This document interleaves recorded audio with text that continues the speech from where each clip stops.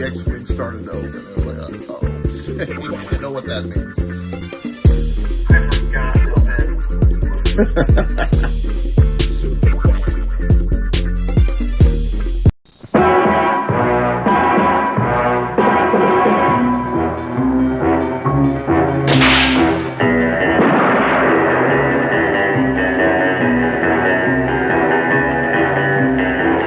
Ladies and gentlemen, welcome to a podcast named Tim, a father and son movie review podcast available everywhere podcasts are. We're also on YouTube. So we have YouTube videos, a video of this actual podcast and other content. This week on the show, we're doing Dr. No and Moonraker. That's right, you guessed it. It is our first James Bond week with the impending Daniel Craig movie, our last Daniel Craig movie coming out. We figured we would highlight Mr. 007. Please check us out on social media, Facebook, Twitter, Instagram, and of course our website, podcastnametim.com. And you can see links to all the wonderful movies we've watched, to all of our audio podcasts, to everything. And also, we're now on one extra platform. We're on Facebook, so if you follow us on Facebook, you can listen to the podcast directly through Facebook. Our RSS feed's hooked up, ready to go. So, I'm Zach. Dad, how are you on this evening? Fantastic. One of us has to be. Yeah, it's a little later than normal, but Later. As I mentioned to you off air, I'm crabby this evening. On top of some homeowner duties, I have some bones to pick with some things we've watching. I got some hot takes I'm going to be spewing. It's going to be a good night. It's going to be a good episode. I'm feeling it in my bones. yeah. What else have you been watching other than these lovely movies? Let me tell you. What have I been watching? I started that new show, American Rust. American Rust. Just a couple episodes of that, so I don't know much about it yet. Jeff Daniels. Kind of a small town, some little rinky-dink show on Showtime. I watched that new documentary on Netflix. The 24 Faces of Sure. some guy up in Ohio State. I don't remember this. It was in the 70s, but I've never heard about this. He was raping some people and doing some bad stuff, but as they got into it, they realized he was a multiple personality kind of guy. Right. Maybe. Then there's split decision whether or not he was full of shit or if he really was. He definitely has the background for it, when usually it's if because they start you out with this thing about how bad a person he is. Mm-hmm. In the second episode, they show you that he was,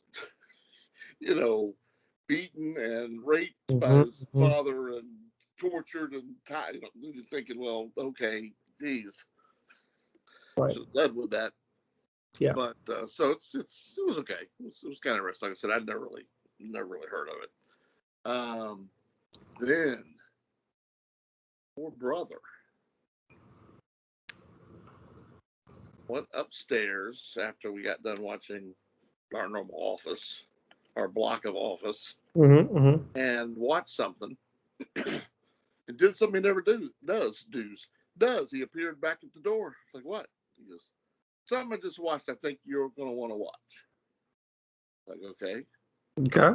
So you mean like right now? He goes, yeah, I'll watch it with you. So you're going to watch something right afterwards? It was a show, though. I thought it was a movie at first. Okay. It's on Netflix. It's either number one or number two of their hot picks right now. Squid Game.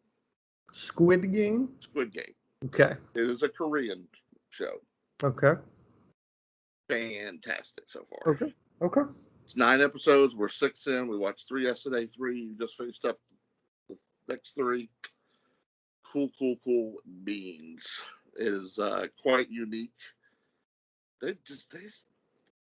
Koreans have gotten something right on this formula. Their films look good, look interesting, and they're just intriguing. They just really are different, and even if it's somewhat of an idea you've heard before, they just have a very different take on them. This is, we'll say, a group of people getting together to play games. Okay. You know, I would agree with you on your sentiment about Korean film. And in fact, I would encourage people to go into the archives where we had an episode, I think a year ago, where we highlighted 3 different South Korean films.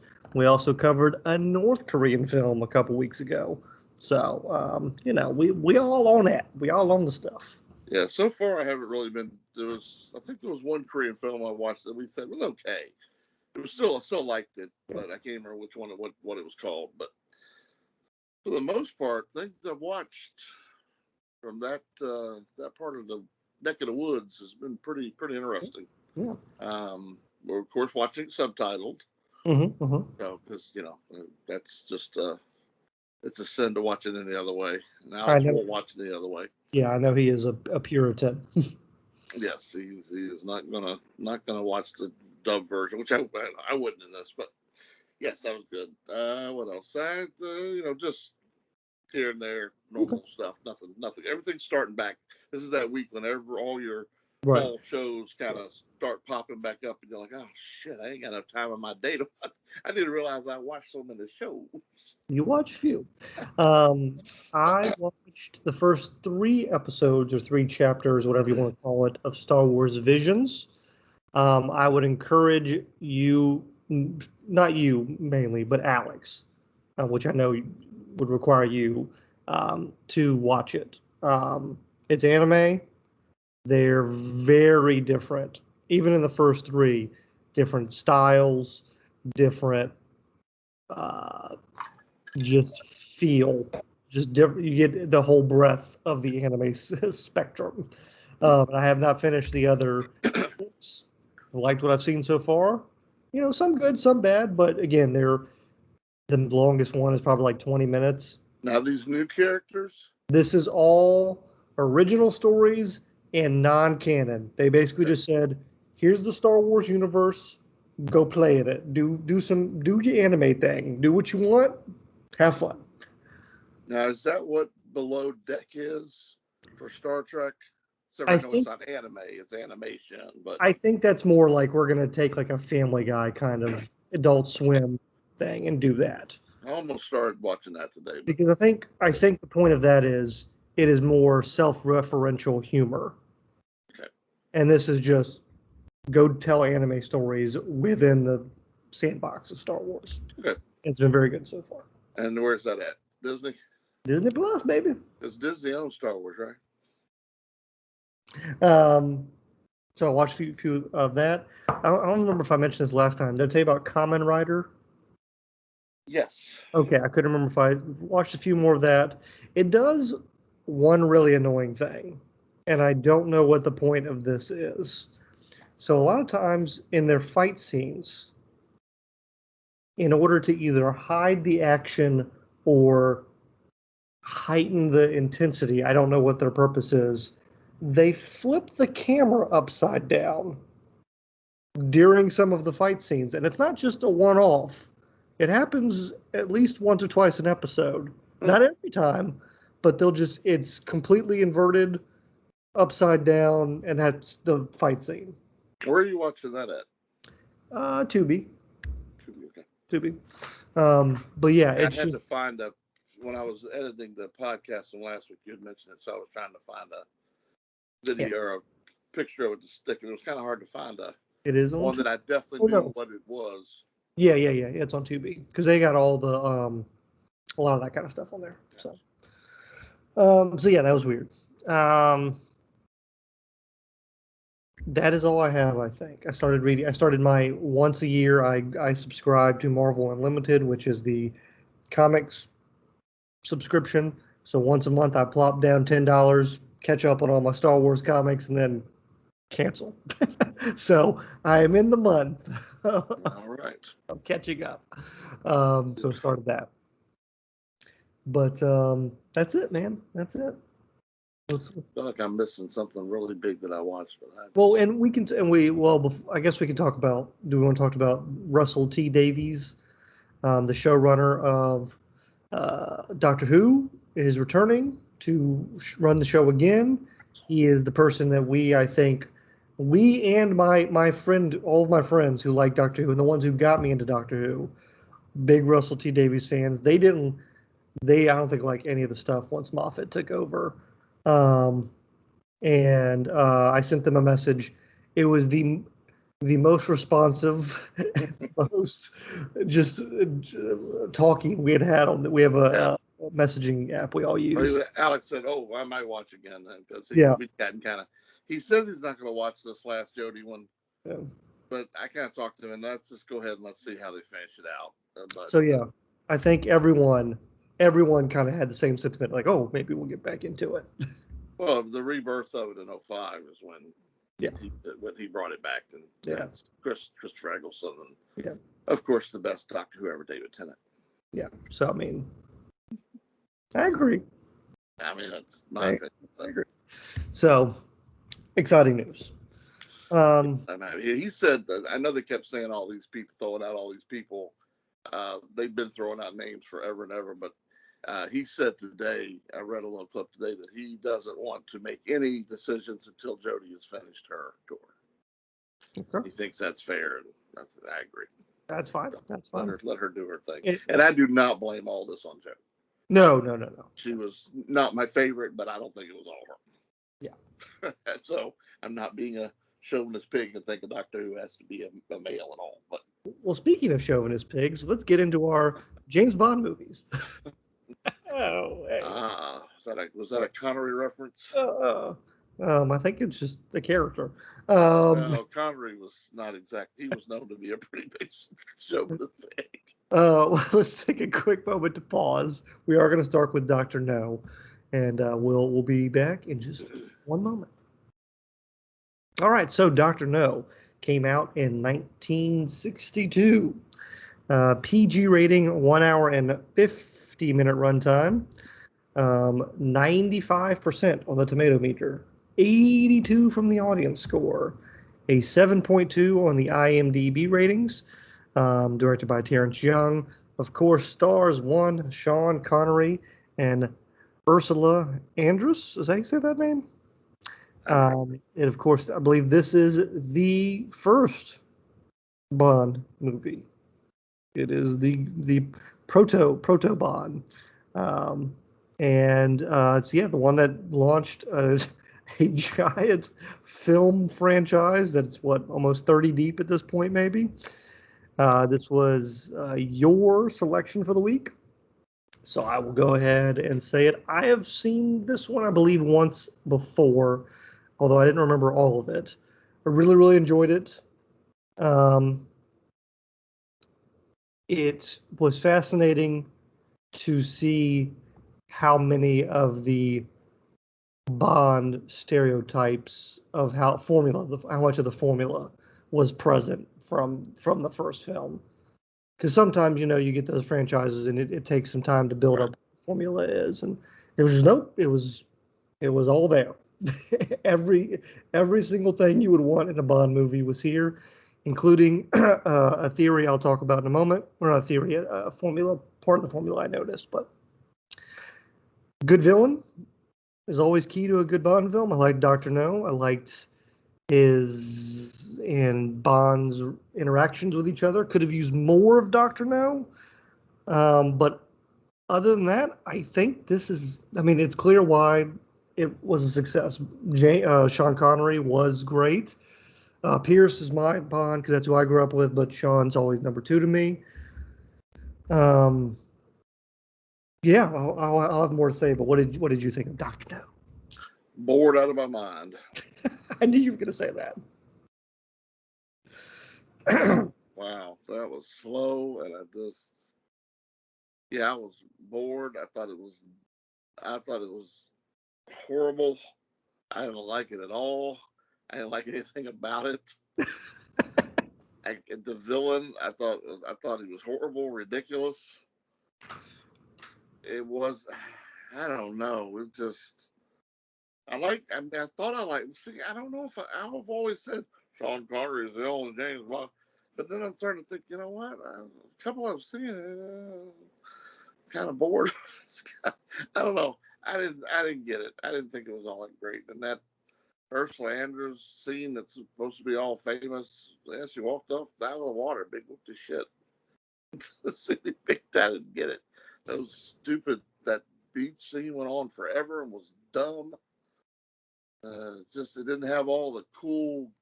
It didn't have all the cool gadgets and yeah, some lame ones, but you know, okay, a dart and a thing, a cigarette. Boring. You know, the office was lame looking, and I don't know, the suit was nice. Yeah, he wore a nice suit. Good. The hairpiece was okay. It was one of his better hairpieces along the way.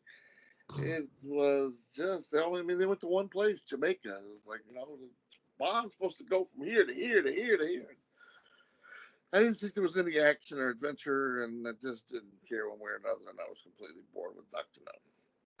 I thought one of the interesting parts was and especially compared to Moonraker, which we'll get into in a moment, but the scope of the film was so small, and not just the sets and the budget and stuff, which you could easily tell, but it didn't feel like typically, you know, and maybe it's become bad with Bond movies, but they've become so much the world is ending and you got to stop it.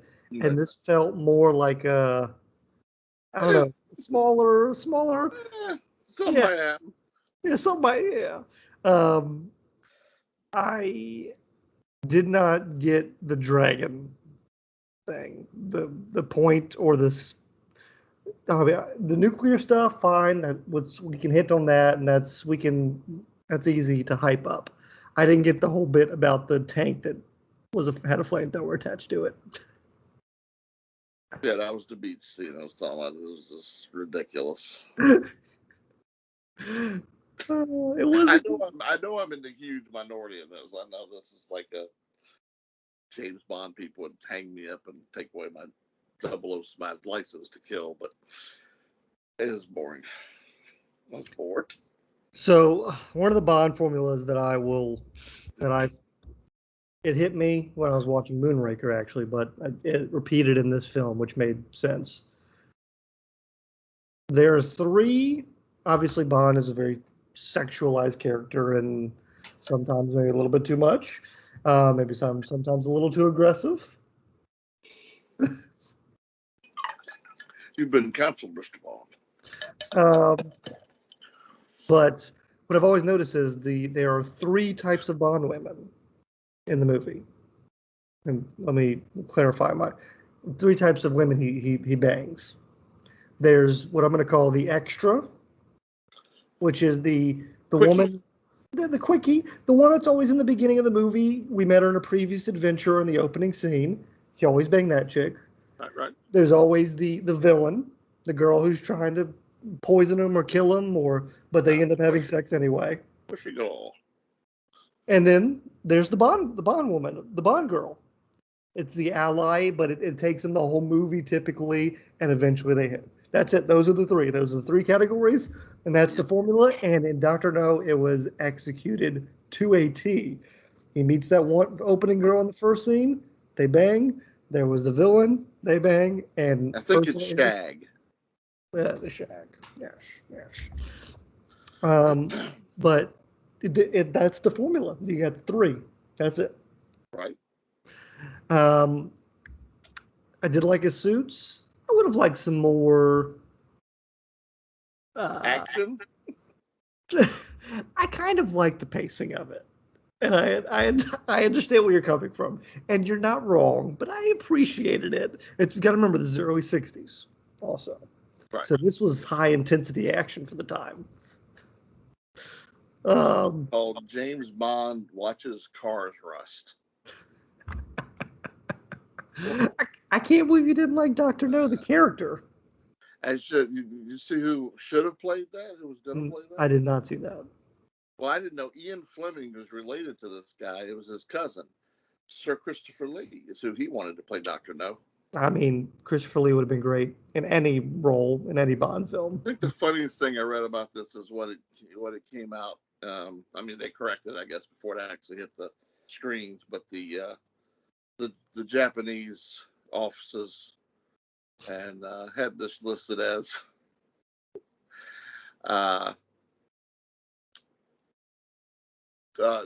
they don't want doctors. That's what they thought the title of this movie was. Yeah. That they took it out. They don't want doctors. So yeah. It's, I don't know. I'm not sure why. I settled down here and thought, all right, James Bond.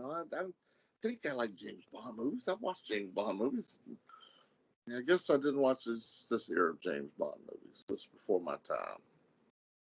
I've never read Ian Fleming, so I've never done that either. I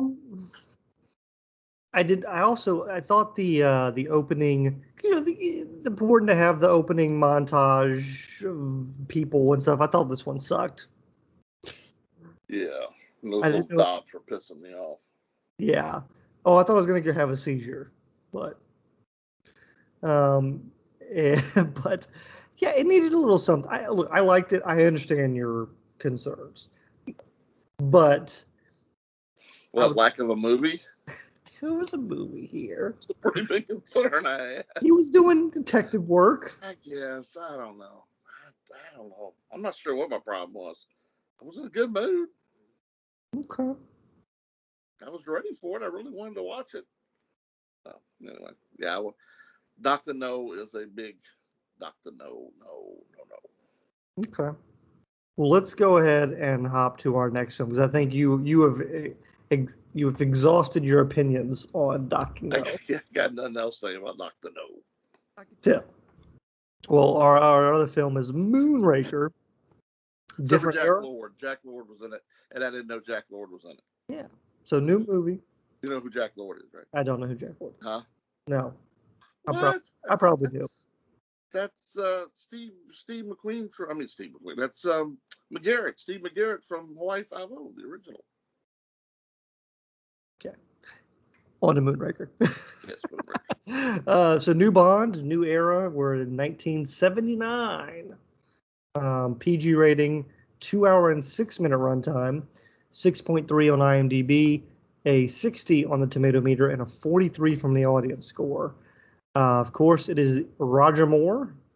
And of course, there's some other people in it. Michael Lonsdale, Lois Chiles, say that, and Richard Kiel, as of course reprising his role as Jaws. This is my selection of the week. I should say Bond is investigating a space shuttle that has been stolen, and now they're trying to figure out what's happening. What did you think of Moonraker? Loved it.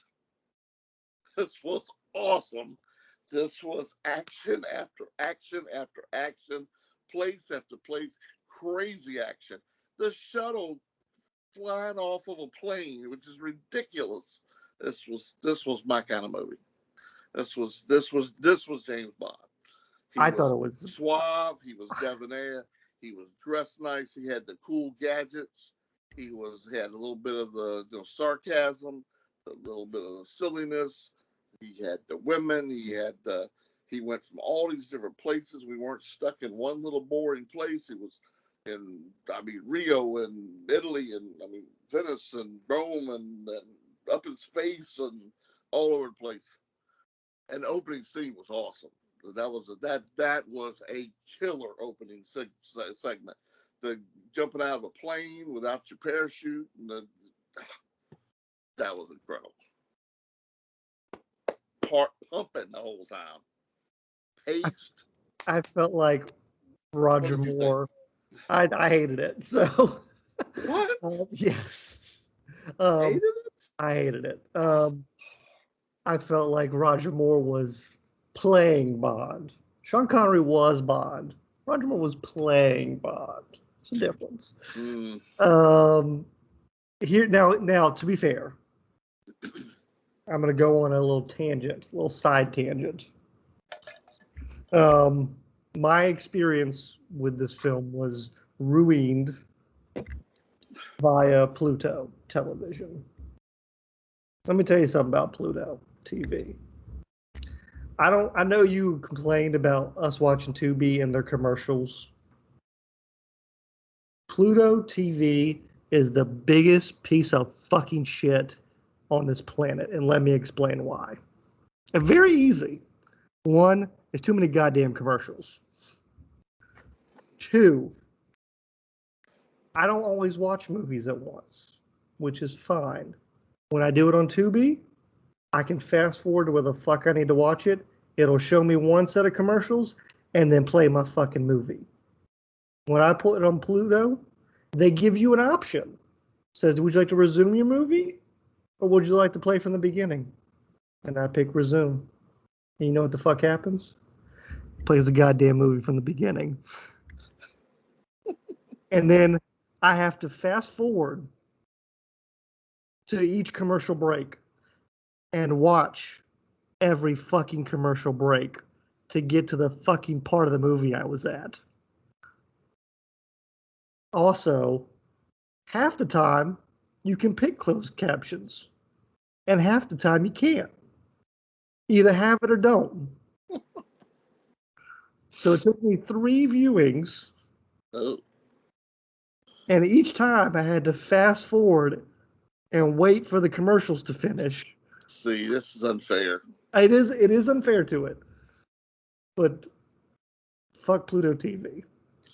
So never pick anything on Pluto TV again. Yes. Jeff Bezos, who owns, if I recall correctly, has purchased the James Bond library, just put it on Amazon Prime, homie, and call it a day. I thought it was. I thought it was too. I think it was for a little I'm bit assuming he owns Pluto TV too, and he's just like, suck it. You all got to go to this place now. Watch my damn commercials. Maybe some more money. So, tangent over. Pluto TV sucks. Amazon Fire Stick. So anyway, I watched it with no commercials. I'm sure. No interruptions. Anyway, I thought the Bond girl sucked in this movie. Her acting was Holly. That's Holly Harwood from Dallas. She shows up a couple of years later and battles JR. Her acting sucked. It was flat.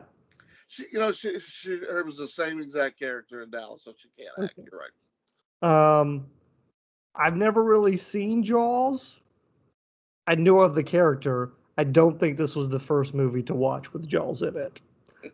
Because they definitely hammed it up a lot with him. That was my issue with this movie. It was too hammy. Guess I like my Bond with a side of ham. This is why Pierce Brosnan's the best. He strikes the balance.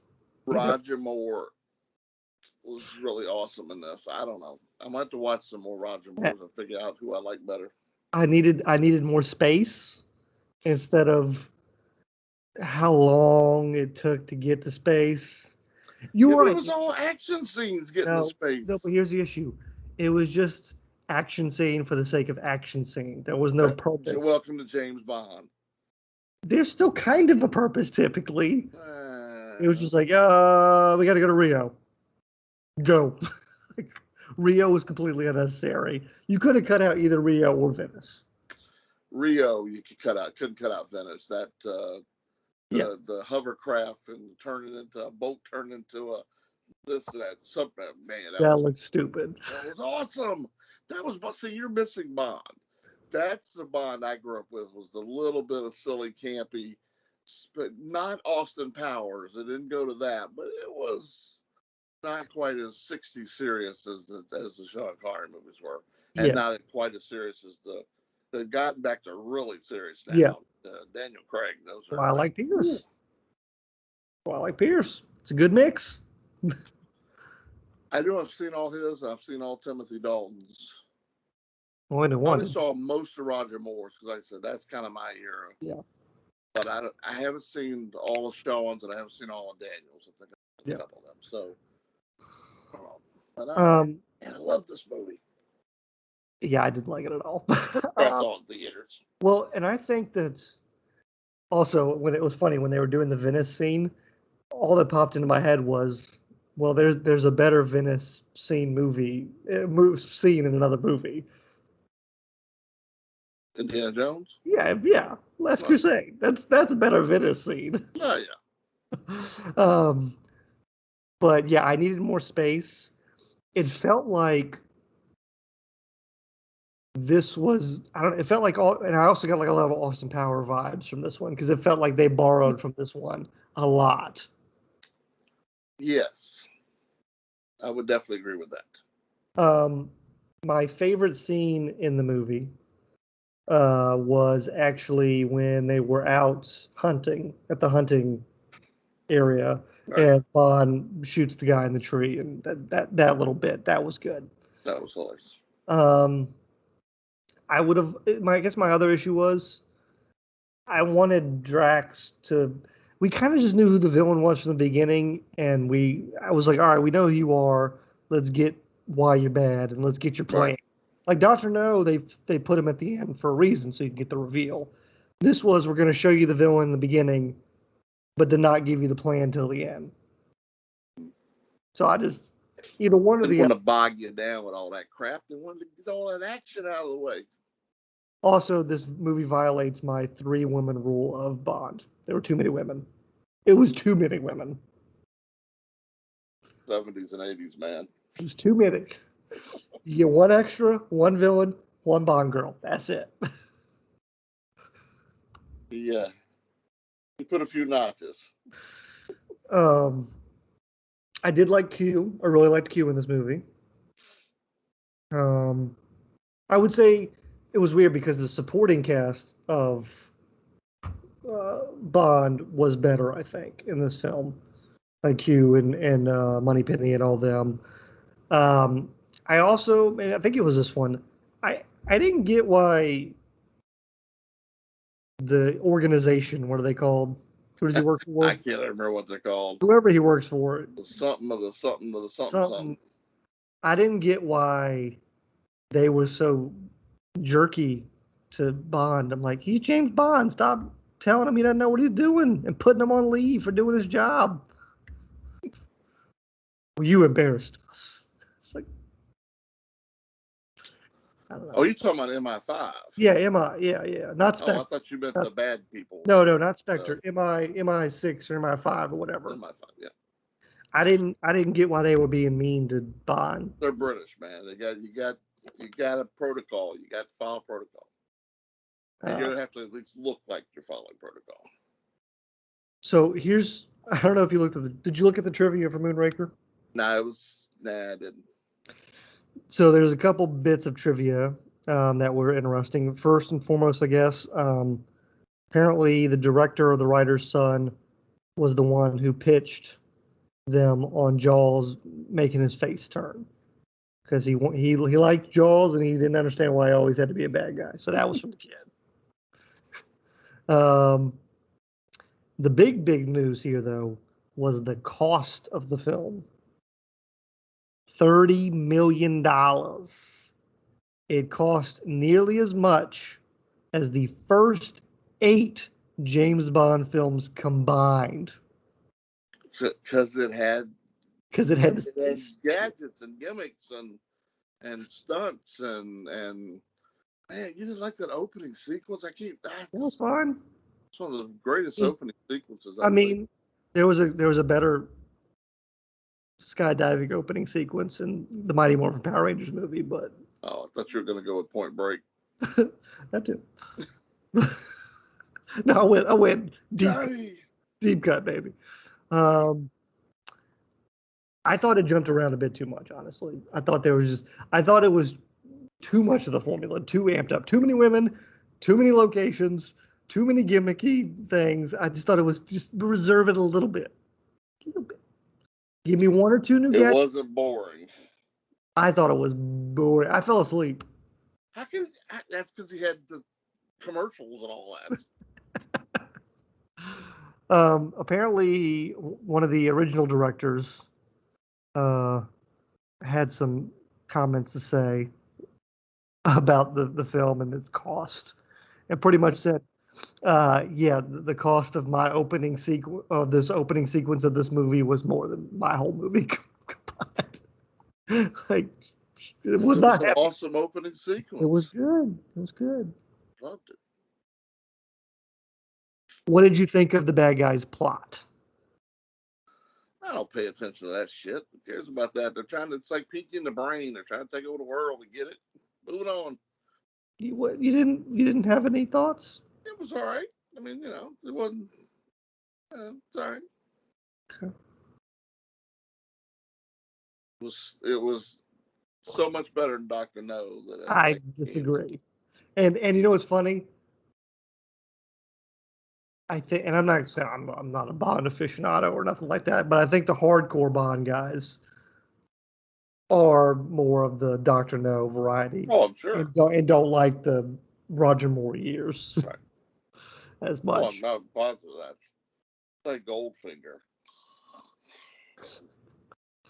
Boring. I liked the like with Connery, I liked his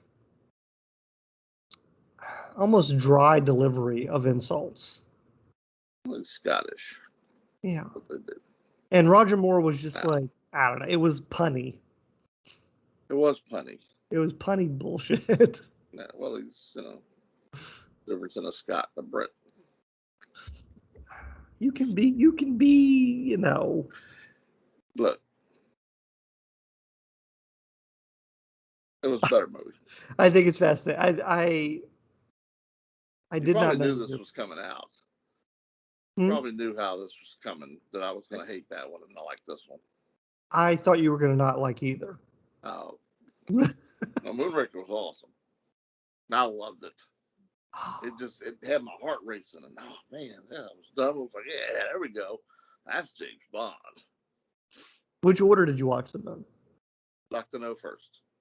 Okay, I did the opposite. Because I watched Dr. No before we even announced it. Yeah, I did the opposite.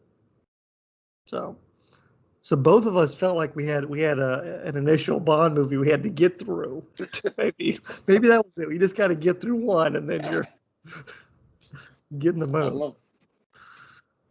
I am surprised that. Oh, and again, I am 100% positive that I am on both of these. That I am in the minority, the opposite of most people. I get it. Okay, that's fine. So you,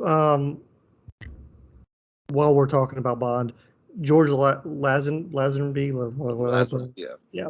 Have you seen his? I have not. I have not seen his, okay. And I've also never seen or even understand Casino Royale. Not the new one, not the Daniel Craig original. The original Casino Royale. Yeah. I don't really understand because it's like what David Niven, Peter Sellers, Woody Allen. Oh, I don't know. Ursula Anders, I think, is actually into someone else. I thought Sean Connery was in it. No. Casino Royale is a spoof. I don't think Ian Fleming has anything to do with it because it's way after. It's like in 67. 68. Yeah, it says David Niven, yeah. And it's, I think it's kind of a spoof on James Bond. Orson Welles is also in it. What's that? Orson Welles is also in it. Orson Welles is in it. He's the bad guy, I think. Yeah, I mean, it's got a ton of people in it. William Holden, I think, is in it. I'm trying to. It's got a ton of people. I just have never watched it, and I didn't really understand. Like you, I thought it was a Sean Connery movie because I saw the year it was made, so I just assumed. And then when Daniel Craig remade it, now, from what I understand, the Daniel Craig is the same storyline. It's just not a spoof. They didn't make it silly. William Holden's in it too? William Holden's in it too. Yeah. God, what a cast. That's what I said. It's got a huge cast. But I think and I've never watched it. I don't even know what it's really about. I don't really understand, except for like I said, it's got the same plot, I think, as the Casino Royale we know, but done tongue in cheek and silly. So you probably like it. Which I'm not a David Niven or Peter Sellers fan. So Peter Sellers. Neither one of them. David Niven's really dry. And Peter Sellers. I hate the Pink Panther movies, and after that being there, the people blew up my ass bigger than anything for all those years, and I finally watched that, and it was one of the biggest pieces of shit Well, I've seen. actually, all three of the movies that he is associated with, if you just pull up the IMDb page, the first ones, you hate all of them. I do. I hate that bomb one too. Yeah, Doctor Strangelove. Yeah. You're also not an Orson Welles fan. I wouldn't go that far. I liked him in The Third Man. Oh, I thought we hated that with The Stranger. Yeah, the clock and the German. Yeah, The Stranger. Yeah. I like that one. And I like his voice. I like his powering voice and how he does it. It's just that one movie that I can't really deal with. What's that movie? I don't even know what it's called anymore. Lead Rose somehow. Wonderful Life Light. It's another shitty movie. Yeah, I did not realize. You were correct. I thought this was a Sean Connery film, just like you said, because of the era. I did too all that time, and then I saw that I somehow saw Woody Allen was in it, and so I looked it up. I was like, wait a minute, what? What the hell is this about? You immediately were like, what's going on here? Yeah, because I don't know, don't understand where that's from. I was going to look it up and say some shit about it, but I didn't think that any of us would care. So anyway. Okay. Well, I think that is all we got for this week. It is very rare that you and I, disagree, but also disagree on both movies for a week. This was the first. It's happened a few times. It's very rare. But it's not rare that I'm always the right one.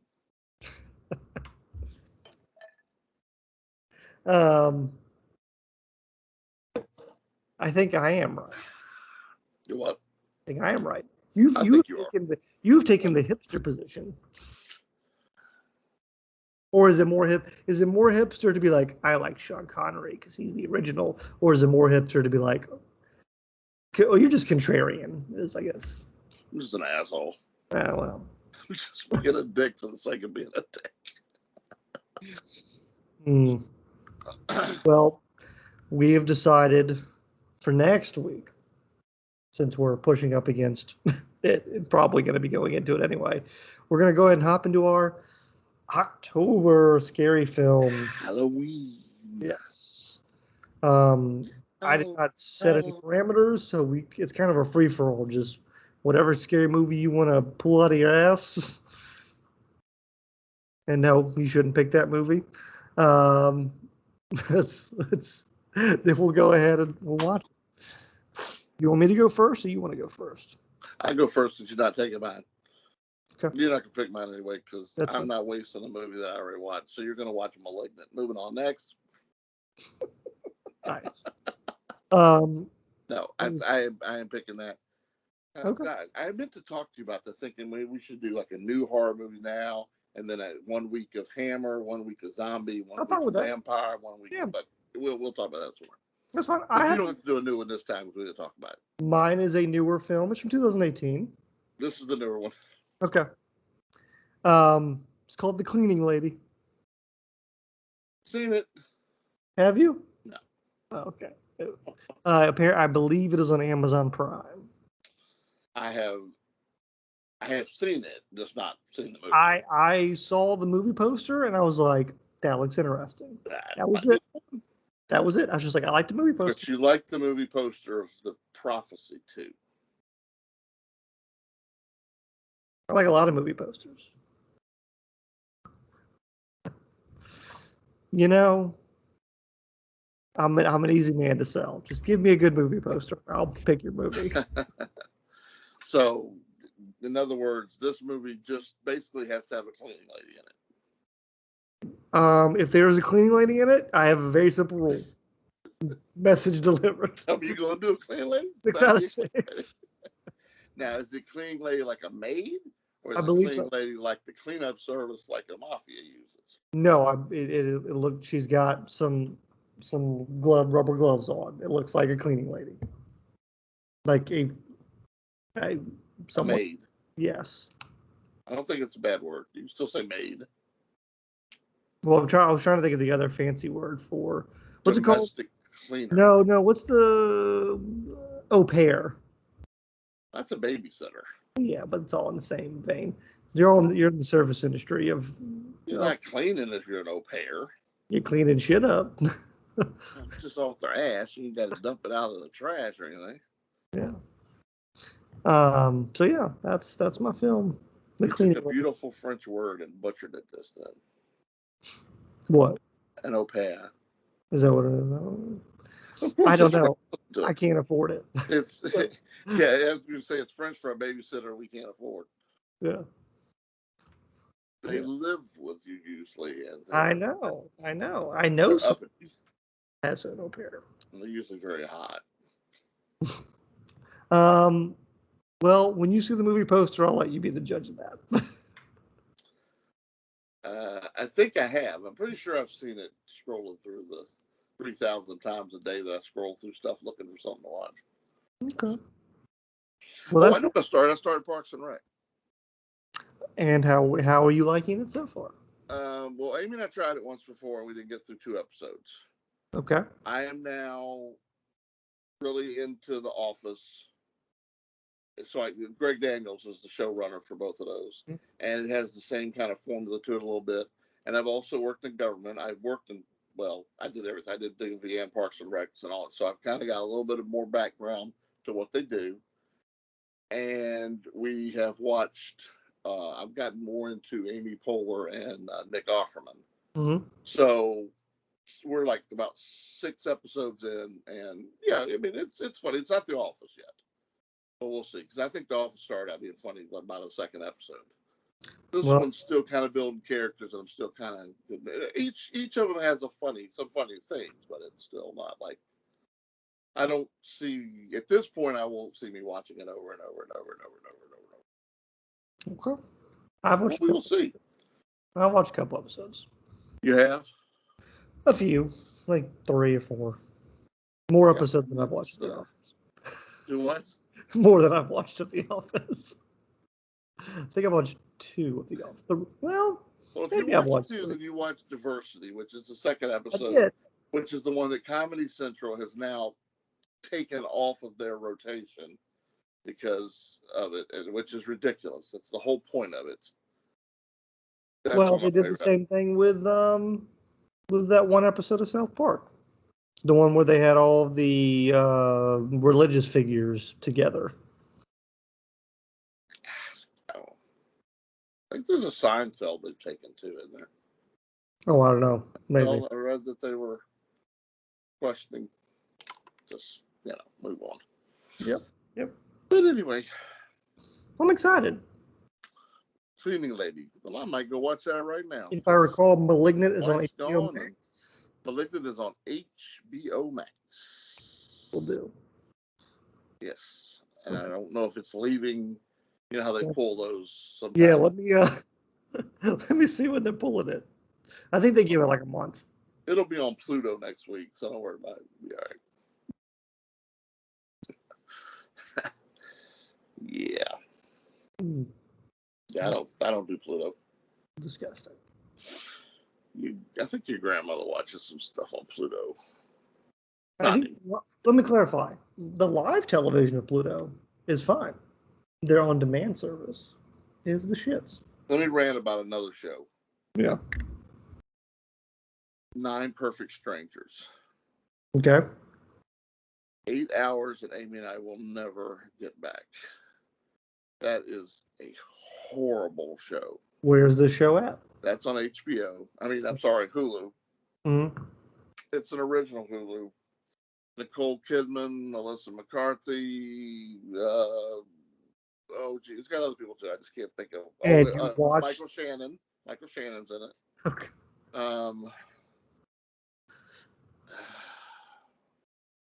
It went nowhere. You started here, and that's pretty much where you ended. 8 episodes of just nothing. And it's hailed. I'm seeing it being hailed by terrible. It's Whew. Oh, by the way, enjoy your movies and televisions now. We might be running into an issue. Read a story the other day. The union for the production union peoples, apparently are thinking about having a vote on a strike. Not happy about money, not happy about long hours, wants more breaks. So enjoy your movies while they last.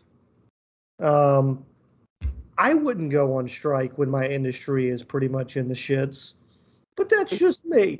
I'd wait till we're doing a little bit better and then do it. Well, again, there's so much already out there that I haven't watched. I'll be fine for a long. Yeah, we just I'm good to go. New stuff usually sucks anyway. Yeah. Most of it. So I got I'll just watch The Office again. Just pick your spots. That's all I'm saying. I'll tell you that I think we're like 7 episodes from finishing this run of The Office. And this is run number. This is run number 5 for me and 2 for Alex, maybe 3 for Alex. The kid, he knows it where he can pretty much, when it comes on, start telling you things are in this lines, right? And he's already asked if we can start again right afterwards. So, why not? It's that damn good. Nothing is that good. Somehow it's sold me. Okay. Well, I'm glad you're enjoying that. Yes. Okay. Well, I think that's so Malignant and The Cleaning Lady for next week, and then more the week after that, just so we can plan ahead. You want to do what you want to do? What you thinking? Zombies. Boom. Done. We'll do. We'll see you all next time on a podcast named Tim.